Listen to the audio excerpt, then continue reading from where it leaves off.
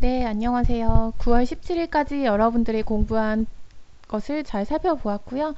학습 피드백 두 번째 친구 어떻게 공부했는지 함께 살펴볼게요. 자, 동네 분들한테 고마운 마음을 이렇게 표현하는 거, 여기 미용사분, 그리고 또, 난 미용사분 말고 어떤 분들이 또 고맙지? 또 있어요. 자, 미용사님께 안녕하세요. 저는 미용실에 갔던 누구누구입니다. 그리고 왜 편지를 썼는지 감사의 그 표현을 썼고요. 앞으로는 어떻게 해주셨으면 좋겠어요. 그리고 마지막 끝인사하고 인사하고 마쳤습니다.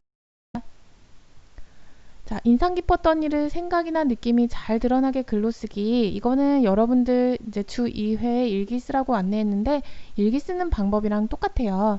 제목은 수연이랑 싸운 날. 이름을 말해버렸네. 누구누구가 레고로 자동차를 만들고 있었는데 나도 같이 놀고 싶어서 장난치다가 누가 만든 장난감을 실수로 떨어뜨렸다. 핵 하고 놀랐다. 나는 엄마한테 혼났다. 하지만 누구누구는 했다. 같이 노니까 너무너무 재미있었다. 이 친구는 오늘 하루에 밥 먹고 눈 뜨고 밥 먹고 씻고 자고 이렇게 일상적인 내용을 쓴 것만이 아니라 자신의 생각을 담아서 있었던 기억에 남는 일을 썼어요.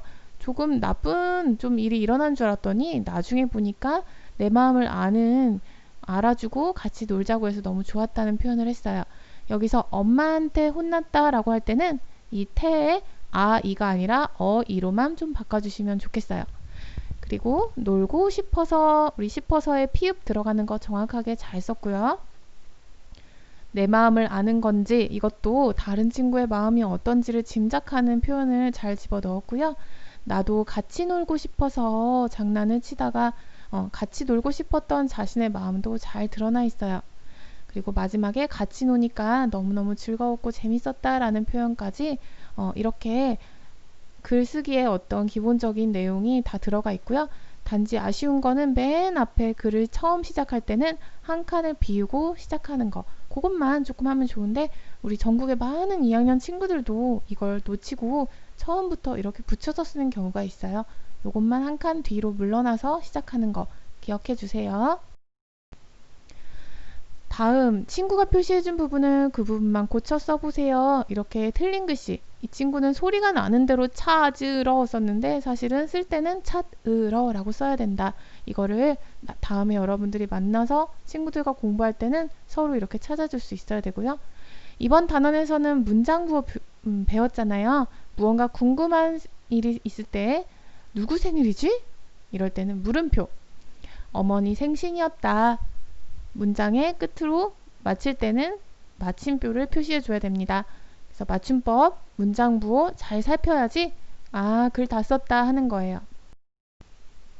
한 번 더 확인해 볼게요. 풀이하는 문장 끝에서 문장이 맞췄다는 것을 나타낼 때 쓴다. 무슨 표? 예, 마침표입니다. 마침표는 이렇게 한 칸이 있을 때 네 가지의 방이 있잖아요. 1, 2, 3, 4번 방이 있는데 3번 방의 구석에 이렇게 찍어주세요. 어떤 친구는 이렇게 가운데다 찍는데 아니에요. 3번 방 구석에 찍어주시면 됩니다. 이름이나 물건이 연속해서 나올 때 계속 나오거나 사람을 부르거나 대답할 때 쓰는 것은 바로 쉼표가 되겠죠. 이것도 마찬가지로 마침표와 같은 위치 3번 방 구석에 쓰면 됩니다. 자, 다음 무엇이 궁금해서 물어볼 때 쓰는 거? 네, 물음표고요. 이거는 1, 2, 3, 4번 방의 딱 가운데에다가 쓰시면 됩니다. 마찬가지 위치에다가 이렇게 쓰는 걸 느낌표라고 하는데 어떤 것에 대한 강한 느낌을 나타낼 때 써요. 와, 야 정말 멋있다. 너무 아름답구나.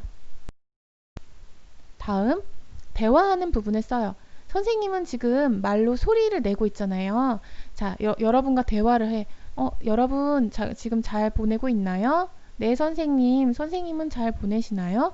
이렇게 실제로 소리를 내서 대화하는 걸 쓸 때는 문장 부호 큰 따옴표를 써줍니다.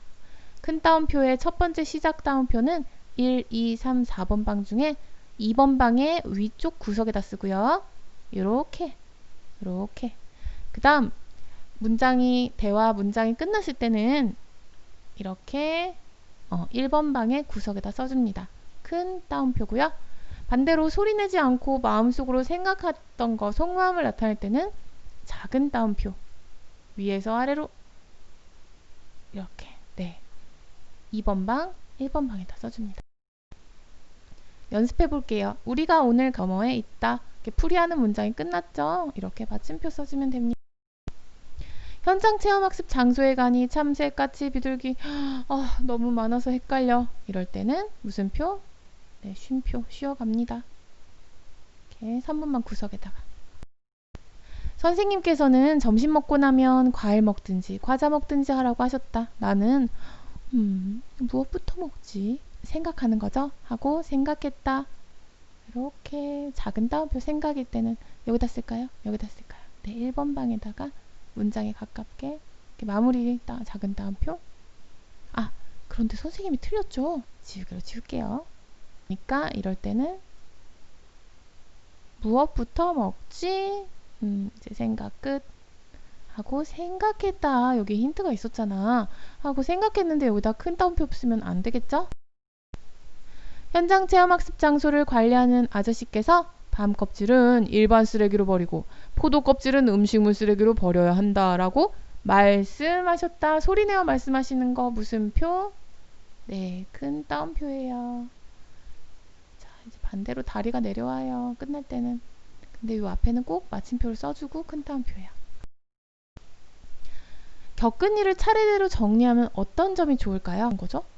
그때 들었거나 했던 말을 다시 생각할 수 있어서 생생한 대화글을 쓸 수 있을 거야. 또 그리고 그때 그 일이 다시 떠오르니까 더욱 자세히 쓸 수 있어. 그리고 차례대로 말하면 중요한 상황을 빠뜨리지 않고 글을 잘 쓸 수 있을 거야.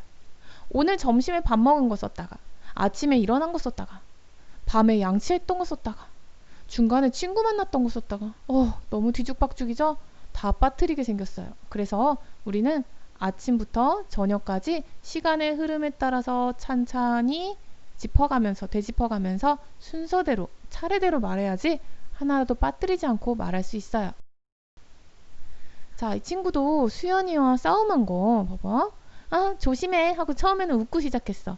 그래 왜 조심해? 하이쿠 떨어뜨렸어. 엄마.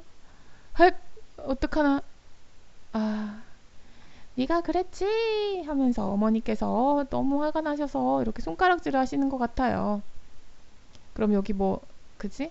여기에다가 생각풍선으로 작은 따옴표를 써서 일부러 그런 건 아니었는데 하고서는 작은 따옴표를 딱 닫아주면 좋겠죠. 그랬더니 여기 수연이가 와서 조금 안 돼 보였는지 같이 놀자 하고 이제 끝나는 장면이에요. 네, 되게 재밌게 잘 그렸죠? 시간 뒤죽박죽 하나요? 아니에요. 첫 번째 재밌게 놀기 시작한 거, 두 번째 놀다가 떨어뜨린 거, 세 번째 어머니께서 오신 거, 네 번째 안쓰럽게 생각한 수연이가 같이 놀자라고 이렇게 한 거. 순서대로 잘 쓰니까 여러분들 이해하기도 좋고 빠뜨리지 않고 말할 수 있어요. 이것도 가은이가 겪은 일을 생각하며 일자를 살펴보세요. 그래서 순서대로 이렇게 쓰니까 마음이 정리도 되고 글도 자, 가은이가 자신의 겪은 일을 떠올릴 때는 몸짓을 해보거나 표정을 지어봤대요. 다른 사람에게 말하듯이 그때 일을 마음속으로 이야기했대요. 겪은 일을 순서대로 읽었대요. 그래서 이해가 빨라졌대요. 그리고 순서대로 달력 보니 어머니 생신이시네? 어머니 생신 선물로 얼굴 그림 그려야지. 축하 편지 써야지. 그 다음 뭐 했더라?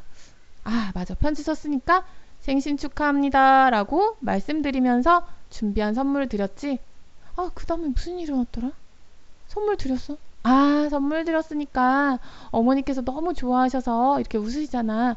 다음 생신 때도 정성 담긴 선물 드려야지. 네, 이렇게 차례대로 쓰면 기억하기도 너무 좋고 빠뜨리지 않고 이야기를 쓸 수 있어요.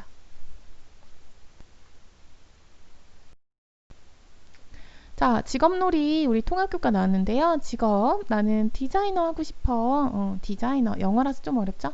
하는 일은 옷을 만들어요. 이럴 때는 의상 디자이너예요. 뭐가 필요할까요? 우와, 멋있다. 사이즈를 재는 거. 사이즈, 옷걸이. 그 다음에 이건 뭘까요? 우와, 멋있는 미싱인데. 이거 그리기 되게 어려웠을 텐데 어떻게 그렸는지 모르겠어요. 네. 실과 뭐 여러 가지 바늘꽂이 이런 것들이 있는 것 같아요. 이건 아까 했던 거고 다시 국어로 돌아와서 어머니께 생신 선물로 어머니 얼굴 그림 생신 축하 쪽지들 있고 정성 담아 준비한 선물 드렸어. 정말 뿌듯했지. 그리고 수연이하고 싸운 일을 먼저 순서대로 정리를 한 다음에 써서 그래서 아까처럼 글을 잘 쓸 수 있었어요.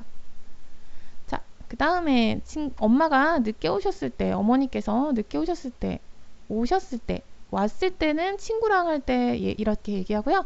어머니나 아버님 또는 다른 어른들을 표현할 때는 누구누구가 오셨어요. 누구누구께서 오셨어요. 그리고 궁금한 거, 뭐가 궁금해? 코로나가 안 없어진 일. 왜 안 없어지지? 너무 궁금해. 자, 어머니께 생신 선물을 드린 일이라서 나는 그걸로 글을 쓸래요.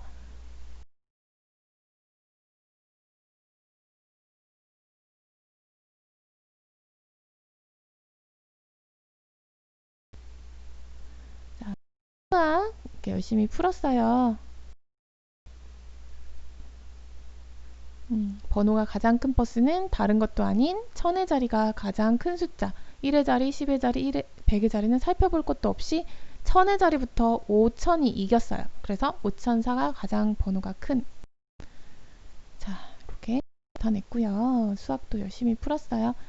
5419보다 어떤 수가 더 크려면 우선은 5가 들어가면 되겠죠. 왜냐면 5끼리는 동점이더라도 400, 700이 이기잖아요. 그래서 5가 동점인 5000이 들어가도 괜찮아요. 그래서 네모 안에 들어갈 수 있는 수는 여기에는 5000도 들어가요. 요 네모 안에 들어가 있는 수는 5000